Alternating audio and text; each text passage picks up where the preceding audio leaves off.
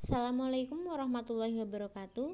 Di sini kami dari kelompok 5 yang beranggotakan saya sendiri Dela Ayu Nintias dan teman saya Fatmawati akan menjelaskan tentang kajian puasa. A. Pengertian puasa. Menurut bahasa berarti menahan diri. Menurut syara ialah menahan diri dari segala sesuatu yang membatalkan dari mulai terbit fajar sampai terbenamnya matahari, karena perintah Allah semata-mata serta nilai dan syarat-syarat tertentu.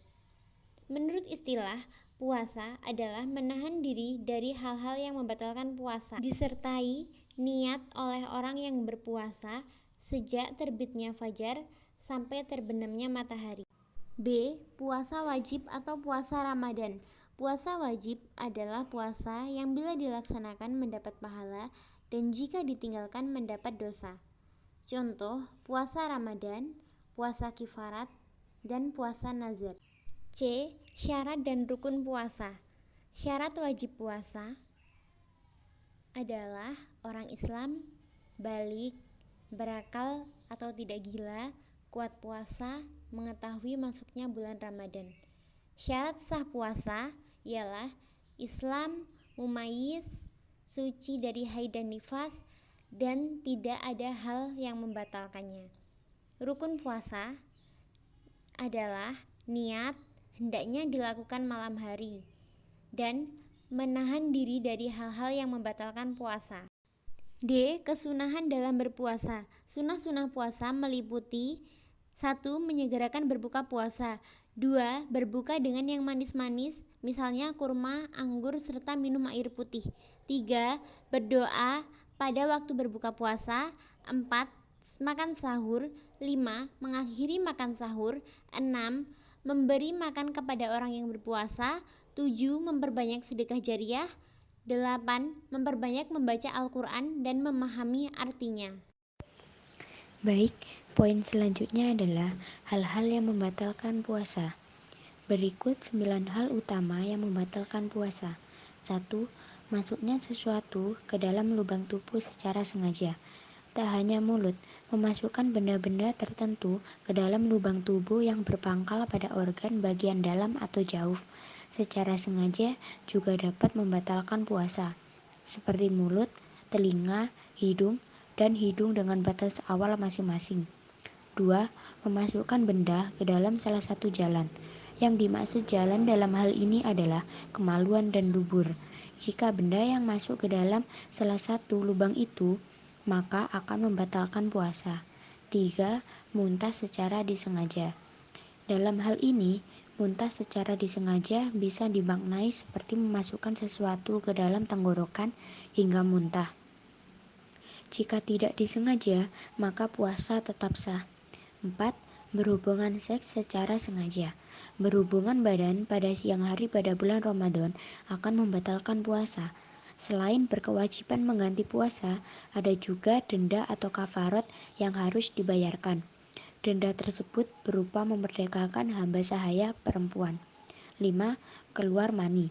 Dalam hal ini, keluar mani yang dimaksud adalah akibat dari persentuhan kulit, misal bersentuhan dengan lawan jenis. Namun, apabila keluar mani karena mimpi basah, maka puasanya tetap sah. 6. Haid atau menstruasi. Haid atau menstruasi merupakan darah yang keluar akibat kerja hormonal dalam tubuh wanita. Jika seseorang telah menjalani puasa selama dan keluar darah haid, maka puasanya tidak sah dan wajib mengganti puasa yang tidak dijalani di lain waktu. 7. Nifas. Nifas adalah darah yang keluar setelah proses melahirkan. Umumnya, darah nifas keluar selama 40 hari setelah melahirkan. 8. Gila atau junun. Jika kondisi itu terjadi ketika sedang menjalani puasa, maka puasa dinyatakan batal. 9. Murtad. Murtad adalah orang yang keluar dari Islam. Apabila seseorang murtad ketika menjalani puasa, maka puasanya secara otomatis batal. Poin selanjutnya adalah macam-macam puasa sunnah. Adapun puasa sunnah itu antara lain: 1. Puasa 6 hari di bulan Syawal. Bersumber dari Abu Ayyub Ansyari radhiyallahu an. Sesungguhnya Rasulullah SAW bersabda, barang siapa yang berpuasa pada bulan Ramadan, kemudian dia menyusulkannya dengan berpuasa 6 hari pada bulan Syawal, maka seakan-akan dia berpuasa selama setahun. Hadis riwayat Muslim. 2. Puasa tengah bulan, tanggal 13, 14, dan 15 dari tiap-tiap bulan Komariah. 3. Puasa hari Senin dan Kamis. 4. Puasa hari Arafah, tanggal 9 Zulhijjah atau Haji. Dari Abu Qatadah, Nabi SAW bersabda, puasa hari Arafah itu menghapuskan dosa 2 tahun, 1 tahun yang telah lalu dan 1 tahun yang akan datang. Hadis riwayat Muslim. 5. Puasa tanggal 9 dan 10 Muharram. Dari Salim, dari ayahnya berkata, Nabi SAW bersabda, hari Asyura, yakni tanggal 10 Muharram itu, jika seseorang menghendaki puasa, maka berpuasalah pada hari itu. 6.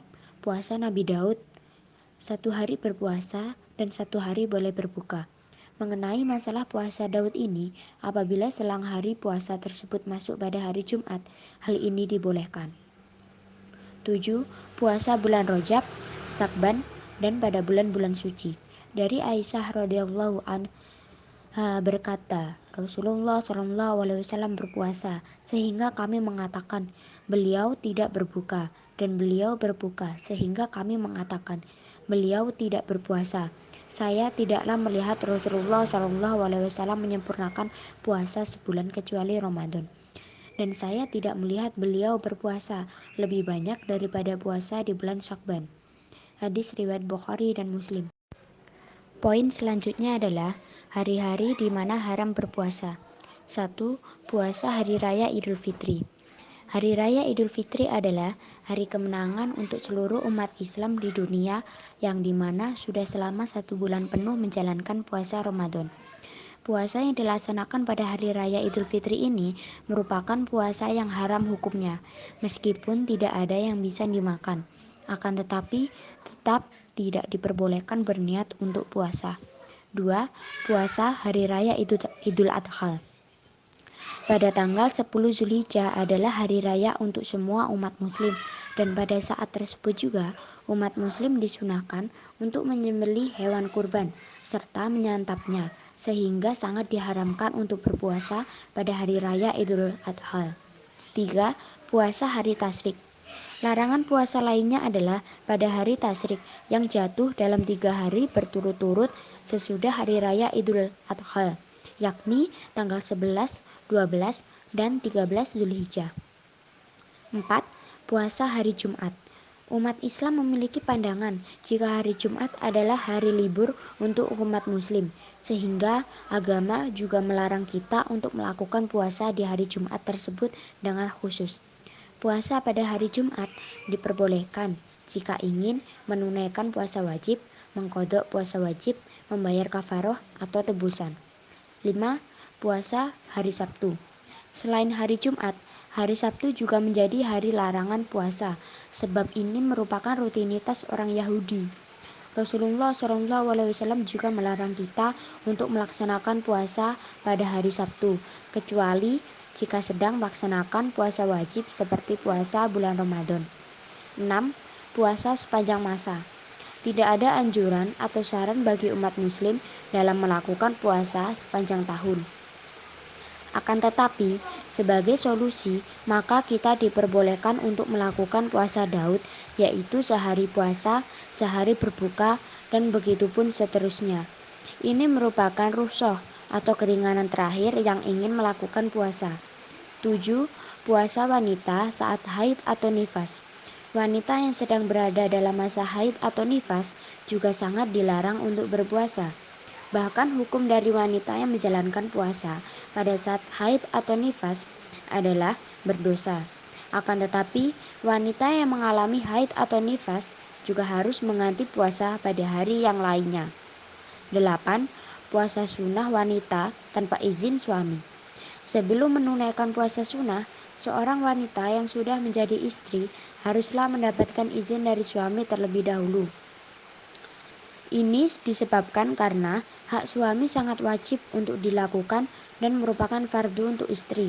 Sementara puasa hukumnya adalah sunnah dan kewajiban tidak boleh ditinggalkan demi mengejar sunnah semata. Poin yang terakhir adalah hikmah puasa. Ibadah puasa mengandung beberapa hikmah. Di antaranya adalah 1. Tanda terima kasih kepada Allah SWT, karena semua ibadah mengandung arti. Terima kasih kepada Allah atas nikmat dan pemberiannya yang tidak terbatas nikmatnya dan tidak ternilai harganya. 2. Didikan kepercayaan. Seseorang yang telah sanggup menahan makan dan minum dari harta yang halal kepunyaannya sendiri karena ingat perintah Allah SWT, sudah tentu tidak akan meninggalkan segala perintah Allah dan tidak berani melanggar segala larangannya.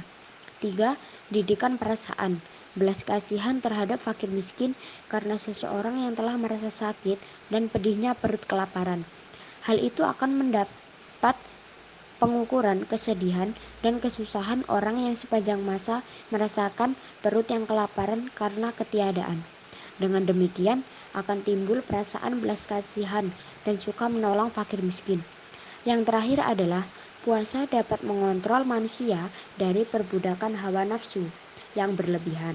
Puasa juga mempunyai muatan yang berisikan latihan kesabaran hati. Sekian presentasi dari kami. Apabila ada kurang lebihnya, kami mohon maaf yang sebesar-besarnya. Wassalamualaikum warahmatullahi wabarakatuh.